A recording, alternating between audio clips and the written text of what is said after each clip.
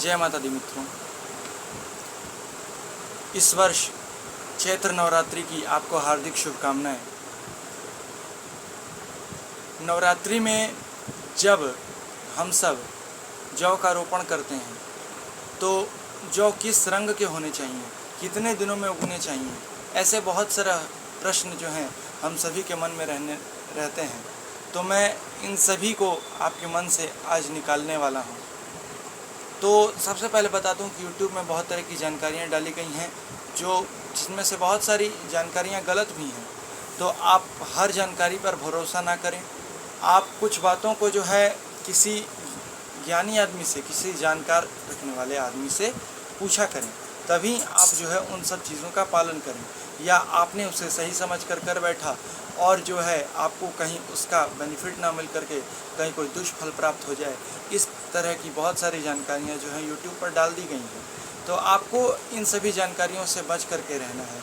इसी प्रकार जो है बहुत सारी ऐसी जानकारियाँ हैं जिनमें बताया गया है कि पीले रंग का जौ शुभ नहीं माना गया है और सफ़ेद रंग का जौ अच्छा माना गया है। तो जो इस बात को कहते हैं, आप ज़रा उनसे एक बार कमेंट में, जो भी आपको इस तरह की जानकारियाँ देते हैं, आप उनसे एक बार ज़रूर कह दीजिएगा। आप उनसे इस बात को पूछ करके बोलिएगा, एक बार उनसे ज़रूर पूछिएगा कमेंट में लिख करके, आपने जिस जानकारी हमें दी है उसे आपने किस पुराण से समझा है, किस मंत्र के द्वारा आपने उसे समझा है, किस पुराण में पढ़ा है, हमें भी समझाइए।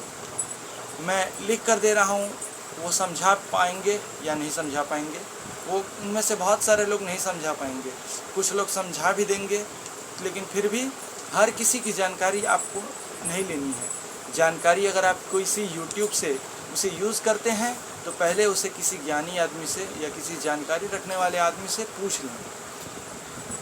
सबसे पहले बता दूं आपको कि मैं जो जानकारी आपसे शेयर करने वाला हूं, इस जानकारी को मैंने खुद से नहीं समझा है, ना ही किसी से इसे पूछा है। मैंने इसे खुद पुराण में पढ़ा है, तब मैं आपसे इस जानकारी को शेयर करने वाला हूं। सबसे पहले बता दूं, आप जिस दिन जौ का रोपण करते हैं, अगर उसी दिन यदि आपका जौ उत्पन्न यानी कि अंकुरित हो जाता है तो इसे शुभ नहीं माना गया है, इसे अशुभ माना गया है। इसी के साथ साथ बतला दूं कि यदि दूसरे दिन यदि आपका जौ उत्पन्न यानी कि अंकुरित होता है तो आपके धन, आयु, यश और कीर्ति की वृद्धि कराता है, परंतु पहले दिन यदि आपका जौ अंकुरित होता है तो आपके धन और आयु की हानि कराता है।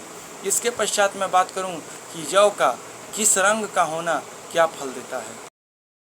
कहते हैं कि हरितः कीर्तिदा शस्य पीत लक्ष्मी प्रदायका, कृष्णाश्च पाटला श्वेता धनमायुर हरहस्म। इसमें भी बतला दिया गया है कि हरे रंग का जौ यदि आपका अंकुरित होता है तो आपको जो है कीर्ति की प्राप्ति कराता है, आपकी कीर्ति, यश, धन और वैभव को बहुत बढ़ाता है। साथ ही साथ यदि पीले रंग का जौ अगर आपका होता है, इस श्लोक का अर्थ मैं आपको बता रहा हूँ, यदि आपका पीले रंग का जौ उत्पन्न होता है यानी अंकुरित होता है तो आपका जो है लक्ष्मी की वृद्धि कराता है। साथ ही साथ यदि धूमिल या काले रंग का जौ हो जाता है या भूरे रंग का, धूमिल यानी मिट्टी के रंग का हो जाता है, या श्वेत हो जाए, श्वेत होता है, यदि आपका जड़ में श्वेत हो तो अच्छी बात है, लेकिन अगर वही श्वेत अगर आपको ऊपर तक चला जाए तो ये अच्छी बात नहीं है। ऐसा होना आपके लिए बहुत बड़ी हानि करा सकता है। तो आपको इससे घबराने की कोई बात नहीं है। यदि आपका जौ ऐसा अगर हो गया है तो आपको इससे घबराने की कोई बात नहीं है। हमारे पुराणों में इसके शांति की भी उपाय बताई गई है।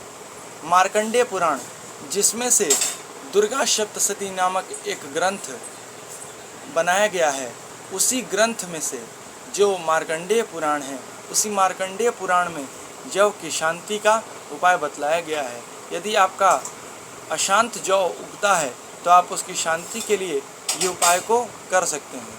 पहला बात, श्लोक क्या कहा गया है इसमें, अंकुराश्च ज्वालयः शिरः केशा प्रकीर्तितः रक्षवे तत्व निवृत्त्यर्थम शांतिकम वैराजिकम चरेत। इसे बतलाया गया है। आपको शांति के लिए क्या करना है, सबसे पहले जो है आपको बैठ जाना है जहाँ पर आपने कलश का स्थापन किया है। विसर्जन के दिन आपको ये काम करना है। हाथ में जवा का फूल अक्षत लेकर के आपको हाथ जोड़ करके माता को नमस्कार करते हुए ध्यान करना है। मंत्र बोलना है, नमो देव्यो महादेव्यै शिवाय स्तोत्रम नमः, नमः प्रकृति भद्राय नियताम प्रणतास्मताम, ओम जयंती मंगला काली भद्रकाली कपालिनी दुर्गा क्षमा शिवा धात्री स्वाहा सुधा नमस्तुते। और आपको जो है जौ की खेत के सामने फूल को रख देना है। इसके पश्चात जो है आपको ओम आधारभूता जगतस्त्वमेका मही स्वरूपेण यतः स्थितासि अपाम स्वरूप स्थितया त्वयिता दाप्यायते कृत्स्मलंग वीरे, इस नाम से जो है आपको पृथ्वी का पूजन करना है। इसके पश्चात आपको जो है एक सोने की शलाका ले लेनी है। सोने की शलाका न हो तो आप जो है एक शुद्ध लकड़ी को भी आप ले सकते हैं, जो थोड़ा पतला हो, ज़्यादा मोटा नहीं होना चाहिए, थोड़ा पतला आपको ले लेना है।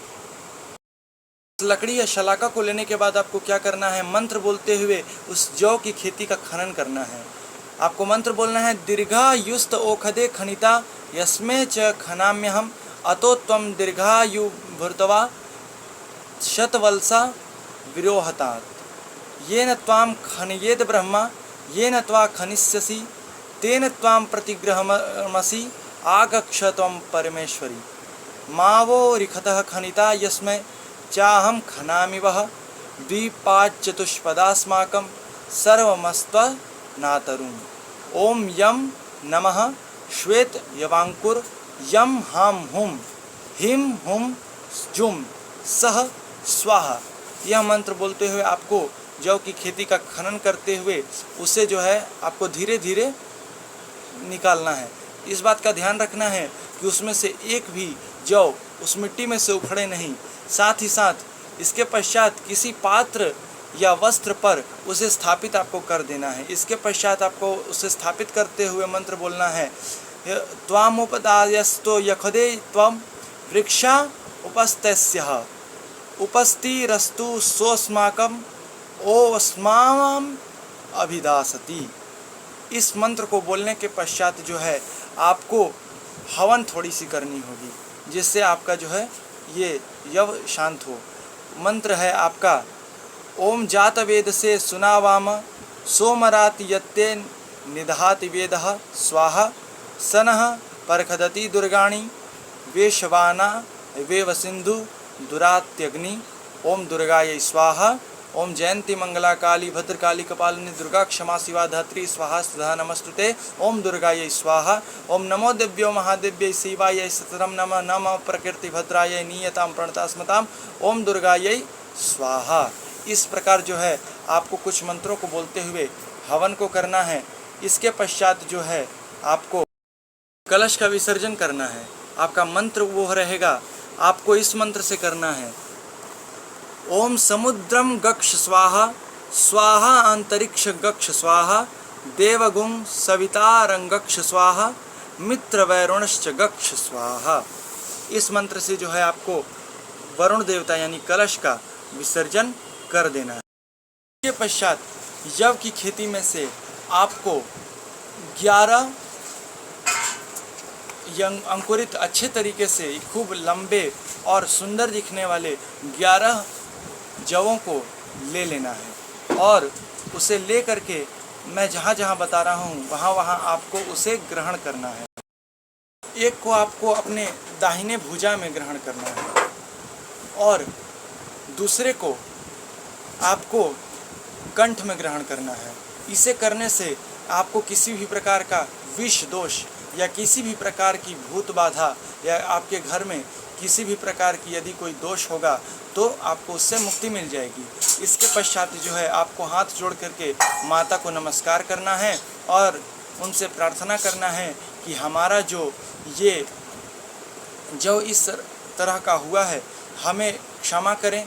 यदि हमसे पूजा में कोई गलती हुई हो तो हमें अपना पुत्र समझकर क्षमा करें और हमें किसी भी प्रकार के रोग दोष या किसी भी प्रकार के शोक भय आदि से बचावें।